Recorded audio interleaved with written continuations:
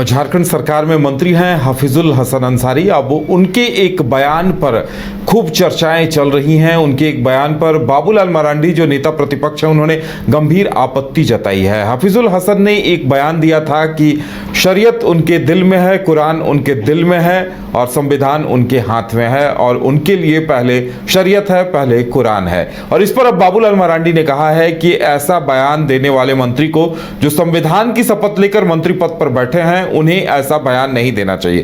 क्या कुछ कहा है उन्होंने, ये जानने के लिए सीधे जुड़ेंगे हम अपने संवाददाता मदन से। मदन, देखिए ये बयान एक मंत्री हफीजुल हसन का जो दिया हुआ बयान है वो काफी वायरल हो रहा है और बाबूलाल मरांडी ने इस पर गंभीर सवाल उठाए हैं। क्या कुछ कहा गया है बीजेपी की तरफ से, बाबूलाल जी की तरफ से?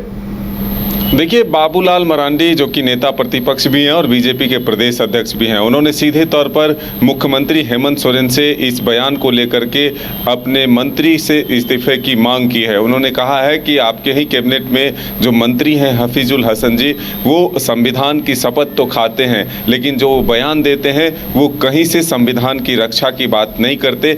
ऐसे में जो उनका बयान आया है कि उनके दिल में शरीयत है, कुरान है और हाथ में संविधान है, तो ये कहीं से जायज़ नहीं। संविधान की बात करने वाले संविधान का अपमान कर रहे हैं। संविधान उनके दिल में होना चाहिए, ना कि दिल में शरीयत और कुरान होना चाहिए। तो ऐसे में आज जब भीमराव अंबेडकर का आज जयंती मनाया जा रहा था, तो ऐसे में ये बड़ा सवाल है कि आखिर इस आज ही के दिन इस तरह के सवाल अगर उठते हैं तो फिर बीजेपी ने सीधे तौर पर चुनौती दी है और कहा है कि इसे हम जनता के बीच ले जाएंगे, इसको लेकर के आंदोलन करेंगे और ऐसे बरबोले मंत्रियों को जल्द से जल्द कैबिनेट से बाहर किया जाए।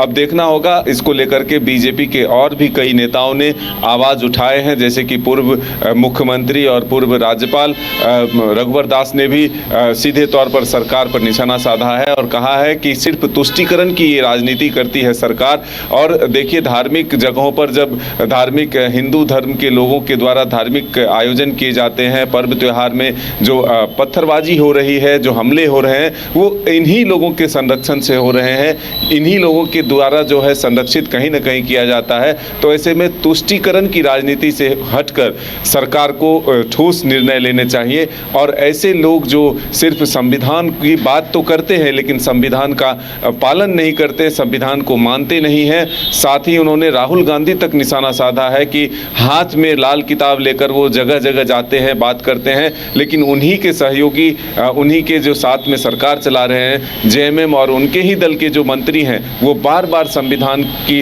बात करके जो है सिर्फ संविधान को किनारा दिखाने की बात करते हैं, शरीयत और कुरान को आगे रखना चाहते हैं। ये कहीं से जायज़ नहीं है। ऐसे में एक कार्रवाई की ज़रूरत है, सख्त निर्णय की ज़रूरत है। मुख्यमंत्री हेमंत सोरेन को तुष्टीकरण से बाहर आकर के आम लोगों के हित में और संविधान की रक्षा के लिए कोई ठोस निर्णय लेना चाहिए।